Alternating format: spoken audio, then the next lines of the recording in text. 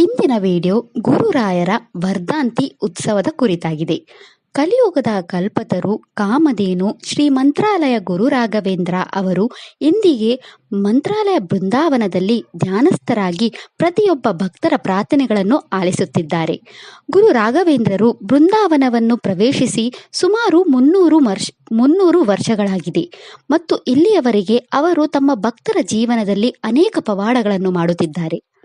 ಪ್ರತಿ ವರ್ಷ ಫಾಲ್ಗುಣ ಮಾಸ ಸಪ್ತಮಿ ತಿಥಿಯಂದು ಮಂತ್ರಾಲಯದಲ್ಲಿ ಶ್ರೀ ಗುರು ರಾಘವೇಂದ್ರರ ವರ್ಧಂತಿ ಉತ್ಸವವನ್ನು ಆಚರಿಸಲಾಗುತ್ತದೆ. ಈ ವರ್ಧಂತಿ ಉತ್ಸವವು ಶ್ರೀ ಗುರು ರಾಘವೇಂದ್ರರು ಜನಿಸಿದ ದಿನವಾಗಿದೆ. ಇದು ಶ್ರೀ ಗುರು ರಾಘವೇಂದ್ರರ ಜನ್ಮೋತ್ಸವ ದಿನವಾಗಿದೆ.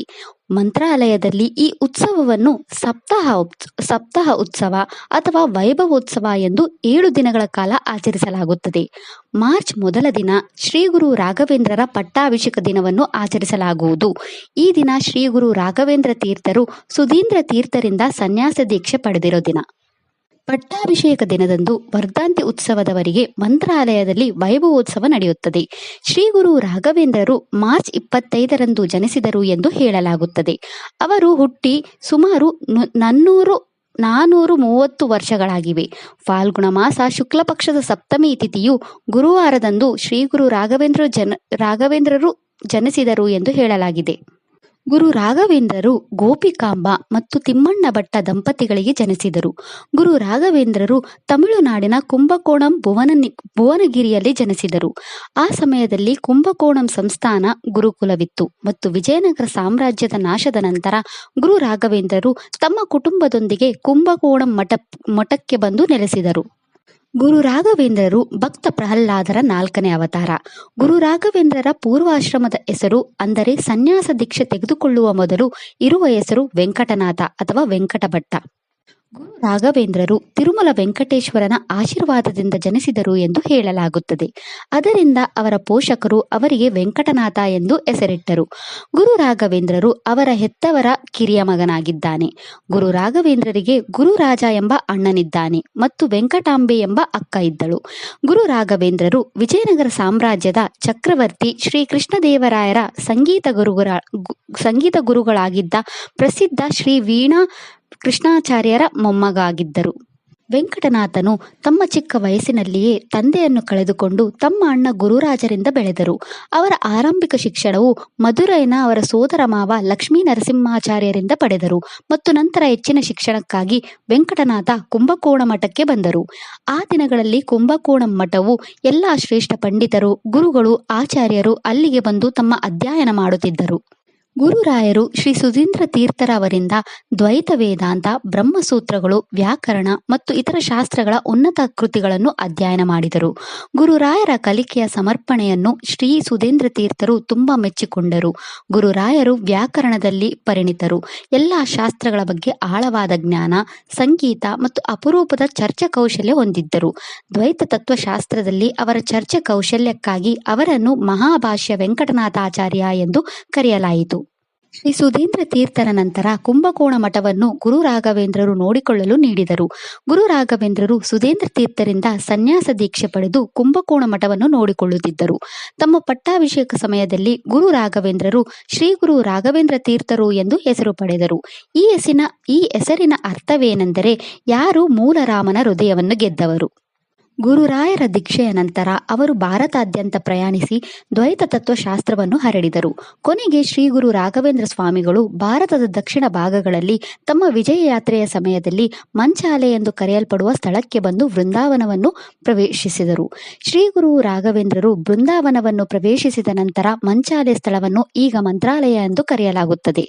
ಇಲ್ಲಿಯವರೆಗೆ ಗುರು ರಾಘವೇಂದ್ರರು ಸಶರೀರದೊಂದಿಗೆ ಬೃಂದಾವನದಲ್ಲಿದ್ದಾರೆ. ಶ್ರೀ ಗುರು ರಾಘವೇಂದ್ರರು ಬೃಂದಾವನಕ್ಕೆ ಪ್ರವೇಶಿಸುವ ಮೊದಲು ಈ ಸಶರೀರದೊಂದಿಗೆ 700 ವರ್ಷಗಳ ಕಾಲ ಬೃಂದಾವನದಲ್ಲಿ ಇರುವುದಾಗಿ ಹೇಳಿದರು. ಅಂದರೆ ಶ್ರೀ ಗುರು ರಾಘವೇಂದ್ರರು ಇಲ್ಲಿಯವರೆಗೆ ಮೂಲರಾಮನ ಧ್ಯಾನದಲ್ಲಿದ್ದಾರೆ ಮತ್ತು ತಮ್ಮ ಭಕ್ತರ ಸಂಕಷ್ಟಗಳನ್ನು ಪರಿಹರಿಸುವ ಮೂಲಕ 300 ವರ್ಷಗಳ ಕಾಲ ಈ ಬೃಂದಾವನದಲ್ಲಿಯೇ ಇರುತ್ತಾರೆ. ಅದರಿಂದ ಶ್ರೀ ಗುರು ರಾಘವೇಂದ್ರರ ಜನ್ಮದಿನವನ್ನು ಆಚರಿಸಲು ಪ್ರತಿ ವರ್ಷ ವರ್ಧಂತಿ ಉತ್ಸವವನ್ನು ಮಂತ್ರಾಲಯದಲ್ಲಿ ಆಚರಿಸಲಾಗುತ್ತದೆ. ಈ ದಿನ ಶ್ರೀ ಗುರು ರಾಘವೇಂದ್ರರ ಬೃಂದಾವನ ಮತ್ತು ಪ್ರಹ್ಲಾದರ ಮೂರ್ತಿಗೆ ವಿಶೇಷ ಪೂಜೆ, ಅಭಿಷೇಕ, ಅಲಂಕಾರಗಳನ್ನು ಸಲ್ಲಿಸಲಾಗುತ್ತದೆ. ಮಂತ್ರಾಲಯದಲ್ಲಿ ಈ ದಿನ ವಿವಿಧ ಸಂಗೀತ ಕಾರ್ಯಕ್ರಮಗಳು ಮತ್ತು ಪ್ರವಚನಗಳನ್ನು ಆಯೋಜಿಸಲಾಗುವುದು. ವರ್ಧಂತಿಯ ದಿನದಂದು ಮಂತ್ರಾಲಯದಲ್ಲಿ ಗುರುರಾಯರ ಪಾದುಕೆ ಪೂಜೆ, ಗುರುರಾಯರ ಮೂಲ ಬೃಂದಾವನ ಮತ್ತು ಪ್ರಹ್ಲಾದರ ಮೂರ್ತಿಗಳಿಗೆ ಮಹಾಪಂಚಾಮೃತ ಅಭಿಷೇಕ ಮತ್ತು ರಥೋತ್ಸವದಲ್ಲಿ ಪ್ರಹ್ಲಾದ ಉತ್ಸವ ಮೂರ್ತಿಯು ವಿವಿಧ ವಾಹನಗಳನ್ನು ಸವಾರಿ ಮಾಡಿ ಮೆರವಣಿಗೆ ಮಾಡಲಾಗುತ್ತದೆ. ಈ ದಿನ ಶ್ರೀ ಗುರು ರಾಘವೇಂದ್ರರ ಭಕ್ತರು ರಾಘವೇಂದ್ರ ಸ್ವಾಮಿಗಳ ದರ್ಶನ ಪಡೆಯಲು ಮಂತ್ರಾಲಯಕ್ಕೆ ಬರುತ್ತಾರೆ. ಪ್ರತಿ ವರ್ಷ ವರ್ಧಂತಿಯ ದಿನದಂದು ಶ್ರೀ ಗುರು ರಾಘವೇಂದ್ರರ ಬೃಂದಾವನಕ್ಕೆ ಶೇಷವಸ್ತ್ರವು ತಿರುಮಲ ತಿರುಪತಿಯಿಂದ ಮಂತ್ರಾಲಯಕ್ಕೆ ಬರುತ್ತದೆ. ಈ ದಿನದಂದು ಶ್ರೀಮಠದ ಅಧಿಕಾರಿಗಳು ಸಂಪ್ರದಾಯದಂತೆ ಶ್ರೀವಾರಿ ವಸ್ತ್ರವನ್ನು ಸ್ವಾಗತಿಸುತ್ತಾರೆ. ಈ ವಸ್ತ್ರವನ್ನು ಶ್ರೀ ರಾಘವೇಂದ್ರ ಸ್ವಾಮಿ ಬೃಂದಾವನಕ್ಕೆ ಅರ್ಪಿಸಲಾಗುತ್ತದೆ. ಈ ದಿನದಂದು ಸಾಧ್ಯವಾದರೆ ಭಕ್ತರು ಶ್ರೀ ಗುರು ರಾಘವೇಂದ್ರರ ದರ್ಶನ ಪಡೆಯಲು ಗುರು ರಾಘವೇಂದ್ರರ ಮಂತ್ರಾಕ್ಷತೆ ಪಡೆಯಲು ಮಂತ್ರಾಲಯಕ್ಕೆ ಹೋಗಬೇಕು. ಈ ವರ್ಧಂತಿ ದಿನದಂದು ಭಕ್ತರು ಮಂತ್ರಾಲಯದಲ್ಲಿ ವಿವಿಧ ಸೇವೆಗಳನ್ನು ಮಾಡುತ್ತಾರೆ. ಅವರು ಹೆಜ್ಜೆ ನಮಸ್ಕಾರ, ಉರುಳು ಸೇವೆ, ರಾಯರ ಮಠಕ್ಕೆ ದೇಣಿಗೆ ನೀಡುತ್ತಾರೆ, ಗೋ ಸೇವೆ ಮಾಡುತ್ತಾರೆ ಮತ್ತು ಅನ್ನಪ್ರಸಾದಕ್ಕಾಗಿ ಧಾನ್ಯಗಳನ್ನು ನೀಡುತ್ತಾರೆ. ಗುರು ರಾಘವೇಂದ್ರರು ತಮ್ಮ ಜೀವಿತಾವಧಿಯಲ್ಲಿ ತಮ್ಮ ಭಕ್ತರಿಗಾಗಿ ಹಲವಾರು ಪುಸ್ತಕಗಳನ್ನು ಬರೆದಿದ್ದಾರೆ. ಅದರಿಂದ ನಾವು ಮಂತ್ರಾಲಯಕ್ಕೆ ಹೋದಾಗಲೆಲ್ಲ ರಾಘವೇಂದ್ರರ ಯಾವುದೇ ಪುಸ್ತಕವನ್ನು ಖರೀದಿಸುವುದರಿಂದ ಗುರು ರಾಘವೇಂದ್ರರು ಸಂತೋಷ ಪಡುತ್ತಾರೆ. ಗುರುಗಳು ಯಾವಾಗಲೂ ಸರಿಯಾದ ನಿರ್ದೇಶನವನ್ನು ನೀಡುವಂತೆ ಗುರುರಾಯರ ಪುಸ್ತಕಗಳನ್ನು ಓದುವುದು ನಮಗೆ ಸರಿಯಾದ ದಿಕ್ಕಿನಲ್ಲಿ ನಡೆಯಲು ಸಹಾಯ ಮಾಡುತ್ತದೆ. ಇದು ಗುರು ಋಣ ಮತ್ತು ಋಷಿ ಋಣವನ್ನು ಪಾವತಿಸಲು ನಮಗೆ ಸಹಾಯ ಮಾಡುತ್ತದೆ. ಗುರು ರಾಘವೇಂದ್ರರ ಪರಿಮಳ ಗ್ರಂಥವನ್ನು ಖರೀದಿಸಲು ಇದು ಅತ್ಯುತ್ತಮ ದಿನ. ಈ ಶುಭ ದಿನದಂದು ಪರಿಮಳ ಗ್ರಂಥವನ್ನು ಮನೆಗೆ ತಂದರೆ ಸಾಕ್ಷಾತ್ ಗುರು ರಾಘವೇಂದ್ರರನ್ನು ನಿಮ್ಮ ಮನೆಗೆ ಬಂದಂತೆ. ಮಂತ್ರಾಲಯ ಶ್ರೀ ರಾಘವೇಂದ್ರ ಬೃಂದಾವನಕ್ಕೆ ಭೇಟಿ ನೀಡಲು ಸಾಧ್ಯವಾಗದವರು ತಮ್ಮ ಮನೆಯಲ್ಲಿ ಗುರು ರಾಘವೇಂದ್ರ ಮೂರ್ತಿ ಅಥವಾ ರಾಯರ ಬೃಂದಾವನ ಮೂರ್ತಿಗೆ ಪೂಜೆ ಮಾಡಬಹುದು. ಈ ವರ್ಧಂತಿ ಉತ್ಸವ ವ್ರತವನ್ನು ಒಂದು ಸಪ್ತಾಹ, 3 ದಿನ, 2 ದಿನ ಅಥವಾ ವರ್ಧಂತಿ ಉತ್ಸವದ ದಿನದಂದು ಮಾಡಬಹುದು.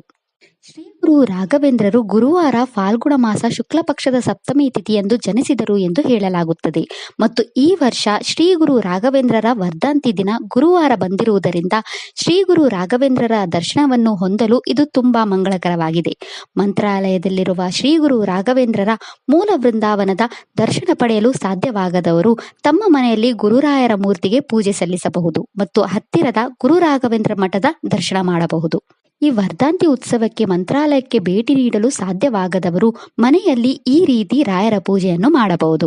ವರ್ಧಂತಿಯ ದಿನದಂದು ಭಕ್ತರು ಬ್ರಹ್ಮ ಮುಹೂರ್ತದಲ್ಲಿ ಬೇಗನೆ ಎದ್ದು ತುಂಗಭದ್ರಾ ನದಿಯಲ್ಲಿ ಪವಿತ್ರ ಸ್ನಾನ ಮಾಡುತ್ತಿದ್ದೇವೆಂದು ಭಾವಿಸಿ ಸ್ನಾನ ಮಾಡಬೇಕು. ಸ್ನಾನದ ನಂತರ ಅವರು ತಮ್ಮ ಪೂಜಾ ಕೊಠಡಿಯನ್ನು ಸ್ವಚ್ಛವಾಗಿಟ್ಟುಕೊಳ್ಳಬೇಕು. ಕುಲದೇವರ ಮೂಲ ಪೂಜೆ, ನಿತ್ಯ ಪೂಜೆ ವಿಧಿಗಳನ್ನು ಮಾಡಬೇಕು.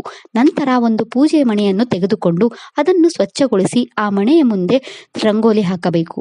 ಆ ಪೂಜಾ ಮಣಿಯ ಮೇಲೆ ಗುರು ರಾಘವೇಂದ್ರರ ವಿಗ್ರಹ, ಚಿತ್ರ ಅಥವಾ ಬೃಂದಾವನ ರಾಯರ ಮೂರ್ತಿಯನ್ನು ಇರಿಸಿ ಈ ವರ್ಧಂತಿ ವ್ರತವನ್ನು ಮಾಡುವ ಸಂಕಲ್ಪವನ್ನು ತೆಗೆದುಕೊಳ್ಳಬೇಕು. ಸಂಕಲ್ಪವನ್ನು ತೆಗೆದುಕೊಂಡ ನಂತರ ರಾಯರ ಮೂರ್ತಿಗೆ ಪಂಚಾಮೃತ ಅಭಿಷೇಕ ಮಾಡಿ ರಾಯರ ಮೂರ್ತಿಗೆ ಗೆಜ್ಜೆ ವಸ್ತ್ರ, ಶ್ರೀಗಂಧ, ಅಕ್ಷತೆ, ಹೂವು, ಹಣ್ಣು, ತುಳಸಿ ಎಲೆಗಳು, ದಕ್ಷಿಣೆ, ತಾಂಬೂಲ ಮತ್ತು ತುಳಸಿ ಮಾಲೆಯನ್ನು ರಾಯರ ಮೂರ್ತಿಗೆ ಅರ್ಪಿಸಿ ತುಪ್ಪದ ದೀಪಗಳನ್ನು ಧೂಪ ಅರ್ಪಿಸಿ ಮತ್ತು ಪಾಯಸ, ಶೀರ, ಹಯಗ್ರೀವ ಮುಂತಾದ ಬೆಲ್ಲದಿಂದ ಮಾಡಿದ ನೈವೇದ್ಯವನ್ನು ಅರ್ಪಿಸಿ. ನೀವು ಶ್ರೀ ಗುರು ರಾಘವೇಂದ್ರ ಮೂರ್ತಿಗೆ ಷೋಡಶ ಉಪಚಾರವನ್ನು ಸಹ ಮಾಡಬಹುದು ಮತ್ತು ಪೂಜೆಯ ನಂತರ ನೀವು ಗುರುರಾಯರಿಗೆ ಪ್ರದಕ್ಷಿಣೆ ನಮಸ್ಕಾರವನ್ನು ಮಾಡಬೇಕು. ಈ ದಿನದಂದು ಮಾಡಬೇಕಾದ ಪ್ರಮುಖ ಕಾರ್ಯವೆಂದರೆ ಶ್ರೀ ಗುರು ರಾಘವೇಂದ್ರರಿಗೆ ಅರ್ಘ್ಯವನ್ನು ಅರ್ಪಿಸುವುದು. ಈ ದಿನದಂದು ಶ್ರೀ ಗುರು ರಾಘವೇಂದ್ರರಿಗೆ ಅರ್ಘ್ಯವನ್ನು ಅರ್ಪಿಸುವುದರಿಂದ ಮುಂದಿನ ರಾಘವೇಂದ್ರ ವರ್ಧಂತಿಯ ದಿನದವರೆಗೆ ನಿಮ್ಮ ಜೀವನದಲ್ಲಿ ಮಂಗಳ ದಿನಗಳು ಪ್ರಾರಂಭವಾಗುತ್ತವೆ ಎಂದು ಹೇಳಲಾಗುತ್ತದೆ. ನಮ್ಮ ಜೀವನದಲ್ಲಿ ಗುರುಗಳು ಪ್ರಮುಖ ಪಾತ್ರ ವಹಿಸುತ್ತಾರೆ. ಯಾವುದೇ ದೇವತೆಗಳು ನಮ್ಮ ಮೇಲೆ ಕೋಪಗೊಂಡರೆ ನಮ್ಮನ್ನು ಗುರುಗಳು ರಕ್ಷಿಸಬಹುದು. ಆದರೆ ಗುರುಗಳು ನಮ್ಮ ಮೇಲೆ ಕೋಪಗೊಂಡರೆ ದೇವತೆಗಳು ಸಹ ನಮ್ಮನ್ನು ರಕ್ಷಿಸಲು ಸಾಧ್ಯವಿಲ್ಲ.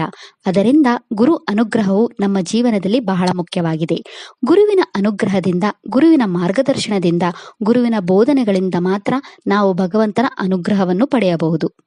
ಈ ಕಲಿಯುಗದಲ್ಲಿ ಗುರು ರಾಘವೇಂದ್ರರನ್ನು ನಂಬಿಕೆಯಿಂದ ಸ್ಮರಿಸುವವರು ತಮ್ಮ ಭಕ್ತರಿಗೆ ಸಾಕ್ಷಾತ್ ದರ್ಶನ ನೀಡುತ್ತಾರೆ ಎಂದು ಹೇಳಲಾಗುತ್ತದೆ. ಅದರಿಂದ ಗುರುರಾಯರ ಪೂಜೆಯನ್ನು ಮಾಡುವಾಗ ನಾವು ಅತ್ಯಂತ ನಂಬಿಕೆ, ಶ್ರದ್ಧೆ ಮತ್ತು ಭಕ್ತಿಯಿಂದ ಪೂಜೆಯನ್ನು ಮಾಡಬೇಕು.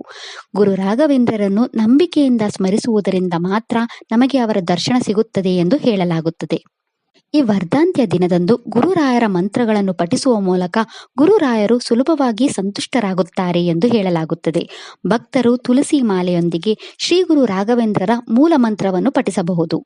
ನೀವು ಗುರು ರಾಘವೇಂದ್ರ ಅಷ್ಟೋತ್ತರ, ರಾಘವೇಂದ್ರ ಗಾಯತ್ರಿ ಮಂತ್ರ, ಶ್ರೀ ರಾಘವೇಂದ್ರ ಸ್ತೋತ್ರ, ಗುರು ರಾಘವೇಂದ್ರರ ದುಃಖಹರಣ ಸ್ತೋತ್ರ, ಗುರು ರಾಘವೇಂದ್ರರ ಅಕ್ಷರ ಮಲ್ಲಿಕ ಸ್ತೋತ್ರ ಮತ್ತು ಇತರ ಗುರು ಮಂತ್ರಗಳನ್ನು ಸಹ ಪಠಿಸಬಹುದು. ಗುರುರಾಯರ ನಾಮಲೇಖನ ಬರೆಯಲು ಇದು ಉತ್ತಮ ದಿನವಾಗಿದೆ. ಭಕ್ತರು ಈ ದಿನದಂದು ಗುರು ರಾಘವೇಂದ್ರ ನಾಮವನ್ನು ಬರೆಯಲು ಪ್ರಾರಂಭಿಸುತ್ತಾರೆ. ಈ ದಿನ ಭಕ್ತರು ಗುರುರಾಯರ ಪರಿಮಳ ಗ್ರಂಥವನ್ನು ಖರೀದಿಸಿ ಪೂಜಿಸುತ್ತಾರೆ. ಇದಿಷ್ಟು ಶ್ರೀ ಗುರು ರಾಘವೇಂದ್ರರ ವರ್ಧಂತಿ ಉತ್ಸವದ ಬಗ್ಗೆ. ಶ್ರೀ ಗುರು ರಾಘವೇಂದ್ರಾಯ ನಮಃ. ಈ ವಿಡಿಯೋ ಇಷ್ಟ ಆದರೆ ಲೈಕ್ ಮಾಡಿ, ಶೇರ್ ಮಾಡಿ ಮತ್ತು ಚಾನೆಲ್ ಸಪೋರ್ಟ್ ಮಾಡೋಕೆ ಸಬ್ಸ್ಕ್ರೈಬ್ ಮಾಡಿ. ಧನ್ಯವಾದಗಳು.